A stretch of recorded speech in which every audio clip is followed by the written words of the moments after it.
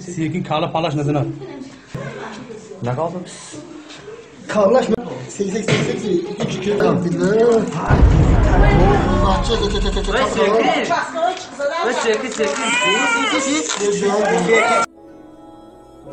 Başım abad صدای اما نشدن را فراموش نکنید.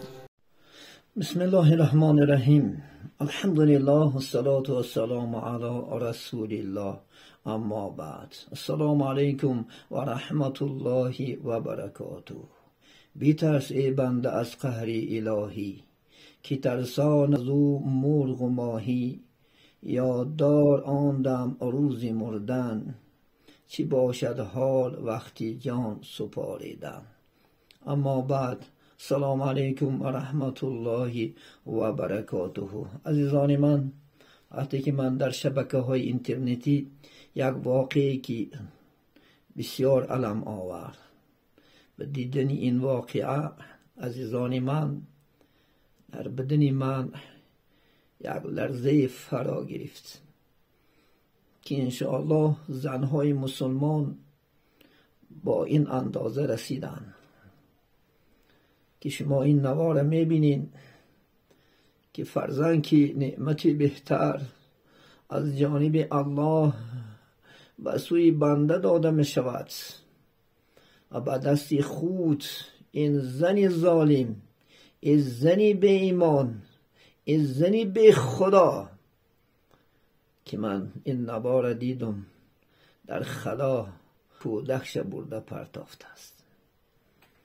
وای بر حال مسلمانان، این زنهای به شرم و به حیا، این زنهایی که از خدا نمی ترسن. امروز قدر زن گم شد. کجای می بینی که در شبکه ها اینترنتی تمام مسلمانان به شرم و به حیا، این همش باعث به امانی، همه لیچ، همه برهنه. زنها را چی آفت و چی بلا زد عزیزان من. امروز به دست خودش فرزندش به قتل رسانده است. این همش باعث به ایمانی، همش باعث انشاءالله به کنترل پدر و مادر است. امروز دخترای جوان زناگر، بچه های جوان زناگر. عزیزان من، از خدا نترسیدی. همون کودکی که خدا خواهد باعث زنا است که تو برای گم کردن فرزند سعی و کوشش کردی و آوردی این کودک اخر در سری راه، یا که در همون جایی که محله زندگی میکنی آدم ها هستن که ناخونی فرزند زار هستن، نمیبری کیش و خدا خواهد انشاءالله. این واقعه دهشت آورد، این واقعه ناخوش برای مسلمانان ننگ و ناموس باشد. من میگم ای خواهران عزیز، امروز عفت، پاکیت، زن بودن که خدا تعالی در قرآن تعریف کرد از دست نده. یک دقیقه لذت گفته یک عمر در دعای مردم انشاءالله بدی مردم گرفتار نشه. این زنی که، این دختری که این کار کرد انشاءالله دعای همون فرزند میگیرد روز خدا خواهد انشاءالله. او فرزند انشاءالله کلان می شود و از تو مادری به شرم و به حیا یک عمر نفرت میکند، یک عمر انشاءالله دعای بد میکند. امروز با کدام حالت در خانه شیشته ای، حالی خدا خواهد انشاءالله شبای خوابت میدراید، گل نکات میدارد همون کودک.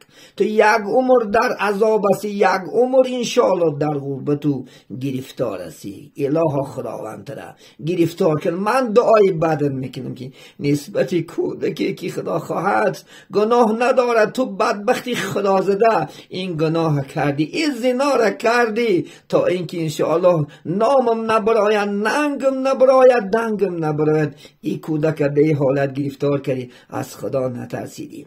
اون جوانی خدازده که زنک بازه که این کار نسبتی به تو کرد، انشاءالله جزاش الله میدهد. انشاءالله امروز این پولدارای احمقی به ایمان دخترای مردم کم بغلا را فریب دارد، دست به زنا زده است و در روش توف دارد. باد انشاءالله این جزا را خدا میدهد. انشاءالله از دخترت میکشی، این جزا را از خواهر و از مادر در کار باشد، الله روز به سرت میارد. از خدا بترس ای زنی خداخواد مسلمان، از خدا بترس، ناموس کن انشاءالله خداخواد. ایمان و ناموس در یک دقیقه گفته از ده نده. این همه باعث بیشرمی، باعث زناگری ها، همش این شب نشینک های زن ها است، به کنترالی خاندان است. یک عمر خداخواد برم این میگن فرزندی ناز باغی پدر، فرزندی بعد داغی پدر. انشاءالله چی میکنند؟ همین فرزندک ها میکند. ای مردم، ای کلامی که صدای من میشنوین، از الله بترس. عفت و ایمان تا ای دست نته، یک لحظه گفته یک عمر انشاءالله در عذاب گرفتار نشم. این زن عموما دیگر خدای لای کودک نصیبت نکنه زن انشاءالله خدا. یک عمر در ناخونی فرزند انشاءالله زار بگذر. من وقتی که این نواره دیدم بدنم در لرزه آمد. ای خدا ناف به خبر، این کار کردی، اوی نکردی، فکر نکردی که با بیچاره بسکاش دهنکاش بستی، در جایی پسترین نجاست بردی پردافتی، فکری خدا خود آخرت نکردی که خدای فرزندک دادد انشاءالله با والده حرام باشدم. امروز چیکار کردی؟ من حیوان دیدم. عزیزای من صدای من میشنوین، وقتی که گوی من بچه کرد، عزیزی من گوش کن خوب، وقتی که فرزندش بیمار شد من دکتر آوردم که 5 متر ایسته بود. وقتی که دکتر گوساله را دید گفت حالش گفت بسیار گفت خراب است داملا جان. گفت بلکه الله گفت الله اگر خدا خود قوتیت گفت نقش نمی رود.